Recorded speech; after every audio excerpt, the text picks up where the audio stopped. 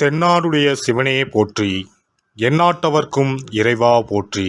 அனைத்து தமிழ் உள்ளங்களுக்கும் கனிவான வணக்கங்கள். நிகழும் ஸ்ரீ மங்களகரமான சோபகிருது ஆண்டு மாசி மாதம் 18ஆம் தேதி வெள்ளிக்கிழமை அன்று பஞ்சமி திதியில் சுவாதி நட்சத்திரத்தில் துருவ நாமயோகத்தில் தைத்தூலம் காரணத்தினில் அமிர்தயோகம் கூடிய நன்னாளில் இந்த சீர்மிகு மார்ச் மாதம் பிறக்கிறது.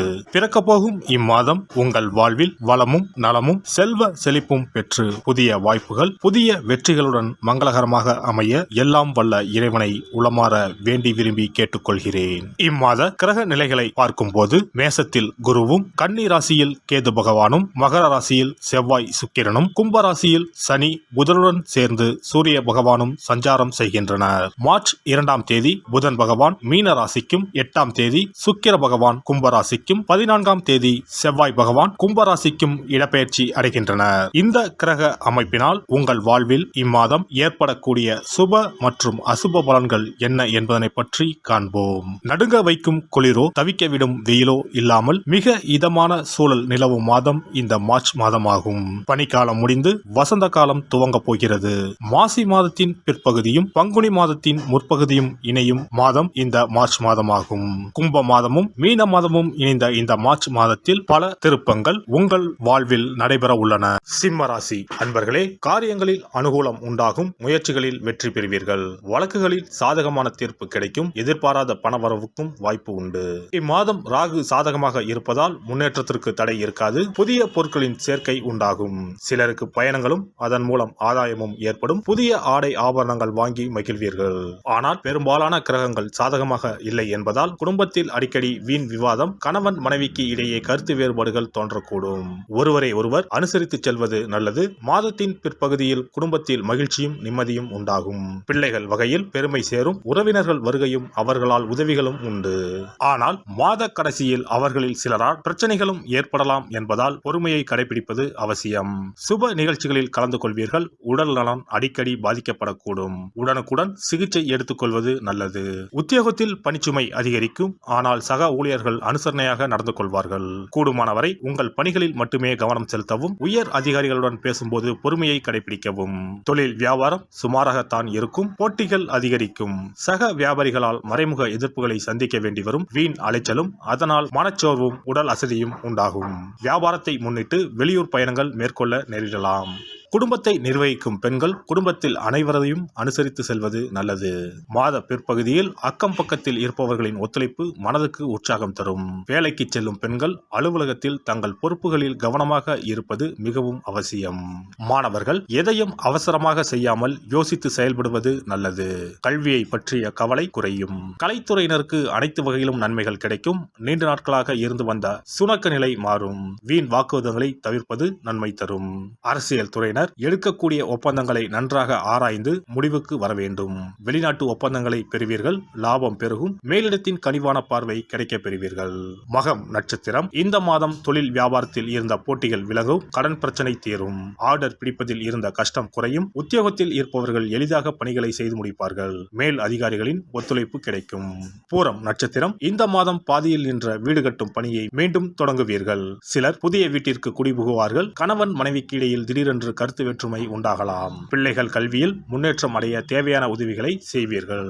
உத்திரம் 1ஆம் பாதம் இந்த மாதம் மற்றவர்களிடம் கவனமாக பேசுவது கருத்து வேற்றுமை வராமல் தடுக்கும். வீண் அலைச்சல் குறையும். மாணவர்களுக்கு கல்வியில் முன்னேற்றம் அடைய தேவையான உதவிகள் கிடைக்கும். விளையாட்டுப் போட்டிகளில் பங்கேற்கும் போது கவனம் தேவை. ஞாயிற்றுக்கிழமையில் சிவனுக்கு வில்வ அர்ச்சனை செய்து வணங்க மனதில் தைரியம் பிறக்கும். காரிய வெற்றி உண்டாகும். இனி இந்த மார்ச் மாதத்தில் மகா சிவராத்திரி எப்போது, இந்த நாளுக்கு அப்படி என்ன சிறப்பு என்பதனை பற்றி காண்போம். சிவபெருமானுக்கு எத்தனையோ திருநாமங்கள் உள்ளன. அவற்றில் மிக உயர்வானதாக சொல்லப்படுவது மகாதேவன் என்ற திருநாமம். மகாதேவன் என்றால் கடவுள்கள் அனைவருக்கும் மேலான கடவுள், கடவுள்களுக்கு எல்லாம் தலைவன் என்ற பொருள். சிவாய நம என சிந்திப்பவர்க்கு அபாயம் ஏற்படாது என்பார்கள். அப்படி கர்ம வினைகளில் இருந்தும் அனைத்து விதமான துன்பங்களில் இருந்தும் விடுபடுவதற்கு சிவனே கதி என சிவபெருமானை சரணடைவதற்கு ஏற்ற நாள் மகா சிவராத்திரி தினமாகும். மகா சிவராத்திரி நாளில் சிவபெருமானை முழு மனதுடன் உண்மையான பக்தியுடன் வழிபட்டால் நம்முடைய வேண்டுதல்கள் அனைத்தையும் சிவபெருமான் நிறைவேற்றி வைப்பார் என்பது ஐதீகம். கவலைகள் நீங்கி காரிய வெற்றியை தரக்கூடிய நாள் மகா சிவராத்திரி விரத நாளாகும். சிவபெருமானுக்கு உரிய அஷ்ட விரதங்களில் மிக முக்கியமானது மகா சிவராத்திரி விரதமாகும். சிவபெருமானின் அருளை பெறுவதற்குரிய மிக உன்னதமான புண்ணிய நாளாகும். ஒவ்வொரு மாதமும் தேய்பிறை சதுர்த்தசி திதியில் வருவதை மாத சிவராத்திரி என்றும், மாசி மாதம் தேய்பிறை சதுர்த்தசியில் வருவதை மகா சிவராத்திரி என்றும் கொண்டாடுகிறோம். நாடு முழுவதும் சிவ பக்தர்களால் கோலாகலமாக கொண்டாடப்படும் விழாக்களில் மகா சிவராத்திரி விழாவும் ஒன்று. இந்துக்களின் மிக முக்கியமான விரத நாட்களில் இதுவும் ஒன்று. முப்பெரும் தேவர்களில் ஒருவரான சிவபெருமானுக்குரிய ராத்திரியாக சிவராத்திரி கொண்டாடப்படுகிறது. இந்த ஆண்டு மகா சிவராத்திரி விழா மார்ச் 8ஆம் தேதி கொண்டாடப்பட உள்ளது. அன்று இரவு 8:20 மணிக்கு துவங்கி மார்ச் 9ஆம் தேதி மாலை 6 மணி வரை சதுர்த்தசி திதி உள்ளது.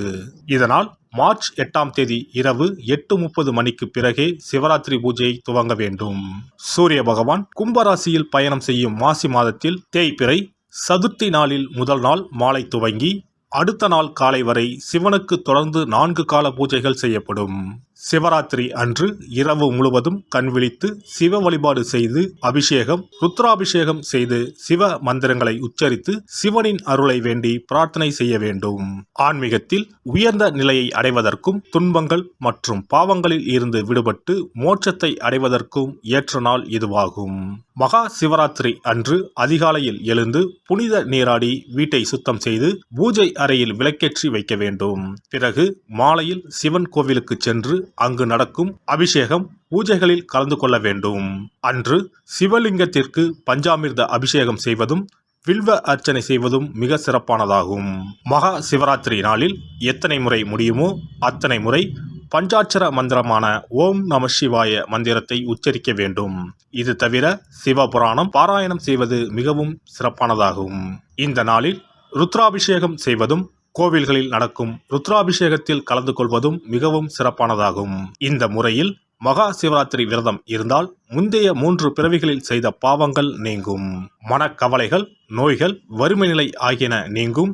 அதோடு வாழ்வில் அனைத்து விதமான இன்பங்களும் உயர்வும் கிடைக்கும். நாம் செய்யும் வழிபாடு பூஜை ஆகியவற்றிற்கு 2 மடங்கு பலனை தரக்கூடியது மகா சிவராத்திரி விரதமாகும். சிவபெருமானை வணங்குவதற்கும் அவரின் அருளை பெறுவதற்குமே அவருடைய ஆசி இருந்தால்தான் முடியும். அதனால்தான் அவன் அருளாலே அவன் தாள் பணிந்து என்ற அற்புதமான வாசகத்தின் மூலம் நாம் அறிய முடிகிறது. சிவ அருளை பெற வேண்டும் எனில் அது அத்தனை சுலபமான காரியம் கிடையாது. சிந்தையிலும் செயலிலும் சிவனையே நினைத்து ஒவ்வொரு காரியத்தையும் செய்ய வேண்டும். அப்பேற்பட்ட சிவபெருமானின் அருளை பெற எளிமையான ஒரு நாளை பற்றித்தான் இப்பொழுது நாம் தெரிந்து கொண்டோம். எல்லாம் வல்ல இறையருளால் நீங்களும் உங்கள் அன்பு குடும்பமும் உடல் நலம், நீலாயுள், நிறை செல்வம், உயர் புகழ், மெய்ஞானம் ஓங்கி வாழ்க வளமுடன். இந்த வீடியோ உங்களுக்கு பிடிச்சிருந்தா லைக் பண்ணுங்க, ஷேர் பண்ணுங்க அண்ட் சப்ஸ்கிரைப் பண்ணுங்க. பக்கத்துல இருக்க பெல் ஐகானை கிளிக் பண்ணுங்க. நன்றி, வணக்கம், வாழ்க வளமுடன்.